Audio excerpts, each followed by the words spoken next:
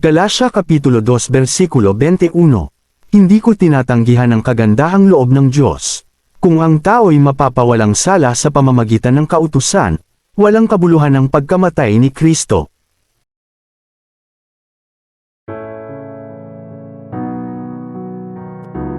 Good day, believers.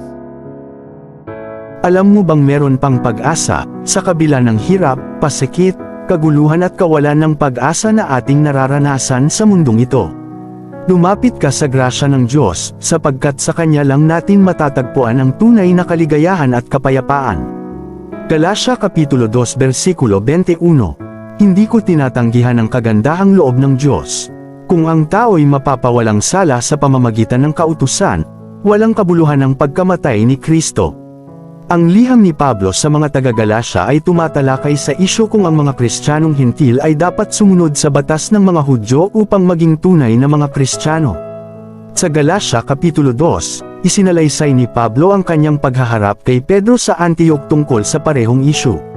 Ang mas malawak na konteksto ay tungkol sa pagpapawalang sala sa pamamagitan ng pananampalataya sa halip na sa pamamagitan ng mga gawa ng batas. Sabi sa Galatia Kapitulo 2 versikulo 19 hanggang 21, ako'y namatay na sa kautusan sa pamamagitan rin ng kautusan upang ngayoy mabuhay para sa Diyos. Ako'y kasama ni Kristo na ipinako sa krus. Kaya hindi na ako ang nabubuhay ngayon kundi si Kristo na ang nabubuhay sa akin. At ang buhay ko ngayon sa katawan ay ikinabubuhay ko sa pamamagitan ng pananampalataya sa anak ng Diyos na nagmahal sa akin at naghandog ng kanyang sarili para sa akin. Hindi ko tinatanggihan ang kagandahang loob ng Diyos. Kung ang tao'y mapapawalang sala sa pamamagitan ng kautusan, walang kabuluhan ang pagkamatay ni Kristo. Una, umasa sa grasya ng Diyos. Efeso Kapitulo 2 versikulo 8 hanggang 9. Sapagkat dahil sa kagandahang loob ng Diyos kayo ay naligtas sa pamamagitan ng pananampalataya, at ito'y kaloob ng Diyos at hindi mula sa inyong sarili. Hindi ito bunga ng inyong mga gawa kaya't walang maipagmamalaki ang sinuman. Roma Kapitulo 11 versikulo 6. At kung iyon ay dahil sa kanyang kagandahang loob, maliwanag na iyon ay hindi dahil sa gawa, sapagkat kung ang ginawa ng tao ang batayan, hindi na iyon masasabing kagandahang loob. Tito Kapitulo 2 versikulo 11 hanggang 12. Sapagkat nahayag na ang kagandahang loob ng Diyos na nagdudulot ng kaligtasan sa lahat ng tao. Ito ang nagtuturo sa atin na talikuran ang makamundong pamumuhay at damdaming makalaman, at mamuhay tayo sa daigdig na ito ng may pagpipigil sa sarili, matuwid at karapat-dapat sa Diyos. Ang mga mananampalataya ay hinihikayat na umasa sa biyaya ng Diyos para sa kanilang kaligtasan, sa halip na subukang gawin ang katwiran sa pamamagitan ng kanilang sariling pagsisikap o sa pamamagitan ng mahigpit na pagsunod sa mga tuntunin ng relihiyon. Pangalawa, kahalagahan ng sakripisyo ni Kristo. Roma Kapitulo 5 versikulo 8. Ngunit pinatunayan ng Diyos ang kanyang pag-ibig sa atin nang mamatay si Kristo para sa atin noong tayo'y makasalanan pa.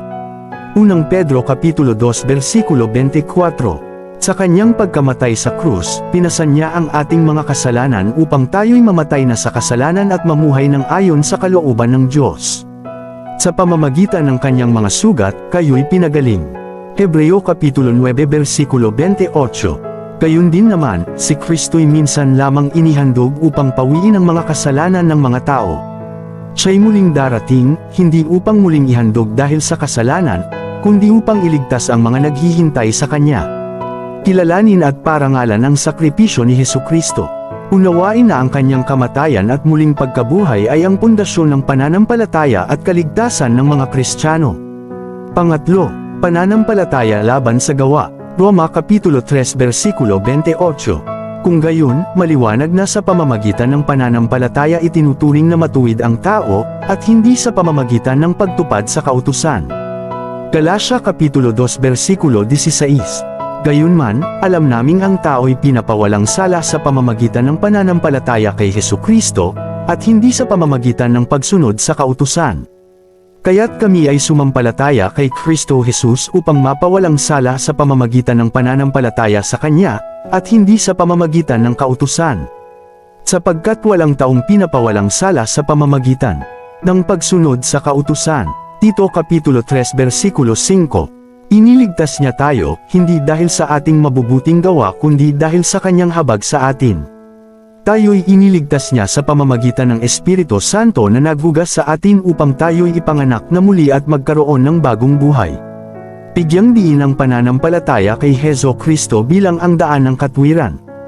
Bagamat mahalaga ang mabubuting gawa bilang tugon sa pananampalataya, ngunit hindi ito ang paraan upang makamit ang pananampalataya sapagkat ang mabuting gawa ay bunga na lamang ng pananampalataya. Sapagkat dahil sa kagandahang loob ng Diyos kayo ay naligtas sa pamamagitan ng pananampalataya, at ito'y kaloob ng Diyos at hindi mula sa inyong sarili. Hindi ito bunga ng inyong mga gawa kaya't walang maipagmamalaki ang sinuman. Tanggapin natin ang Panginoon Hesus bilang Diyos at tagapagligtas, at sa ganun makamtan natin ang kaligtasan at pananampalataya sa pamamagitan niya.